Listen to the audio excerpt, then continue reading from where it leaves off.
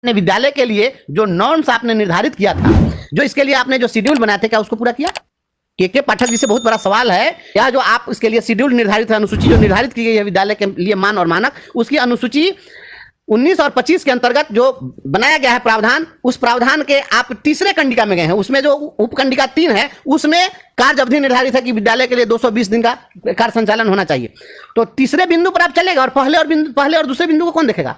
क्या के पाठक जी, आदरणीय के पाठक जी और शिक्षा विभाग के माननीय अधिकारी साहब लोग और माननीय मुख्यमंत्री जी और जो इन लोगों के समर्थक लोग हैं, ऐसे विद्वान लोग, क्या आप हमें बताएंगे कि गिनती जो सिखाई जाती है बच्चों को वह 3 से शुरू होती है, गिनती 1 से शुरू होती है? आप 3 पर तो चलेगा कि 3 में क्या लिखा हुआ है, 220 दिन स्कूल चलाओ, 220 दिन स्कूल चलाओ, 220 दिन स्कूल चलाओ, लेकिन 1 में क्या लिखा है, 2 में क्या लिखा है, ये भी तो बता दीजिए ना लोगों को। ये भी आरटी का पार्ट है।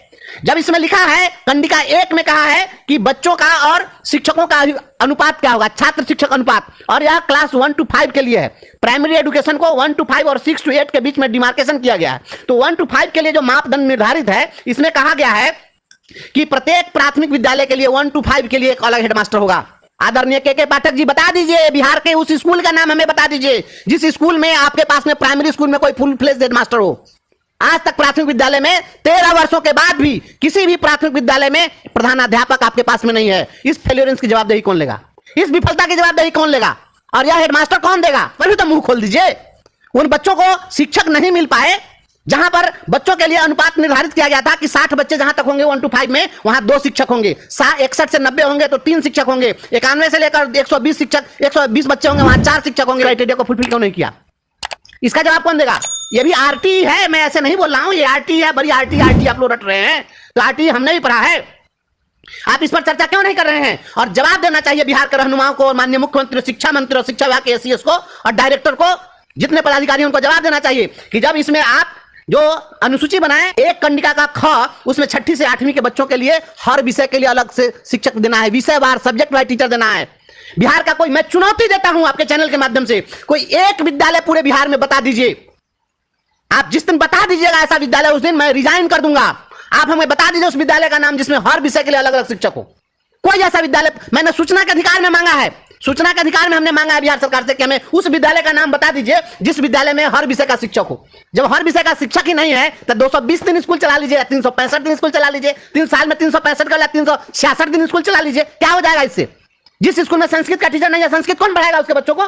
जिस विद्यालय में अंग्रेजी का शिक्षक नहीं है, कौन पढ़ाएगा उन बच्चों को?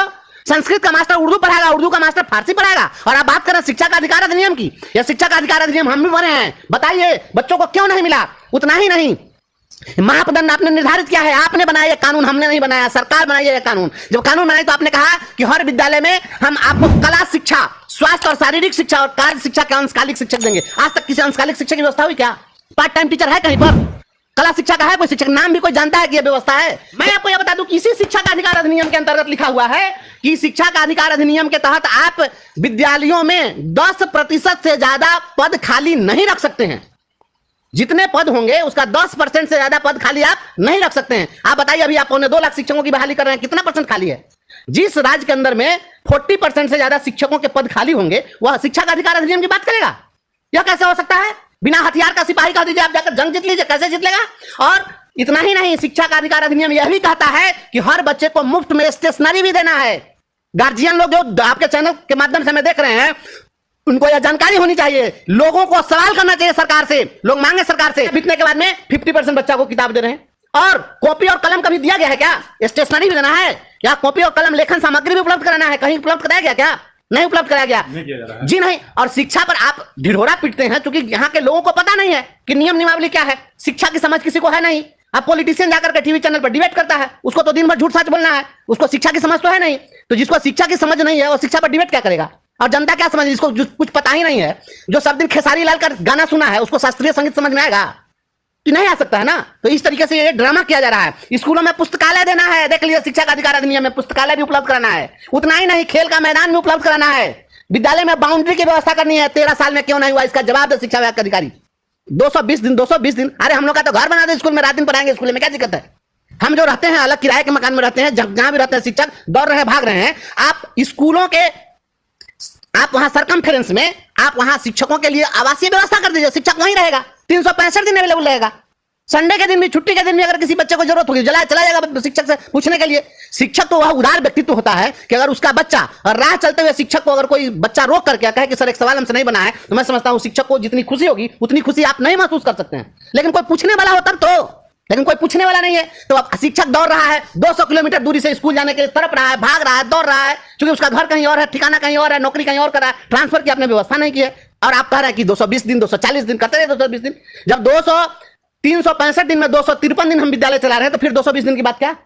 आपका यार गर्मी की छुट्टी हो गई, आपका यार ठंडा की छुट्टी हो गई, कितने दिन की छुट्टी देते हैं भाई गर्मी में और शीतलहर में? अगर 353 दिन 253 दिन हम विद्यालय चला रहे हैं तो बहुत छुट्टी देते होंगे, तो आप 10 दिन ठंडा में देते होंगे। हमको नहीं लगता 10 दिन भी बंद होता है विद्यालय। और बंद अगर करते भी हैं आप, तो हम तो नहीं कहते कि आप बंद कर दीजिए, आप बंद करते हैं, शिक्षक तो जाते हैं विद्यालय में। तो शीतलहरी में आप 10 दिन भी अगर बंद कर दीजिएगा, 10 दिन और इधर उधर चीजों में आप बंद कर दीजिएगा, इलेक्शन सिलेक्शन में जो भी आप कर दीजिए, फिर भी आपके पास कितना दिन बचता है?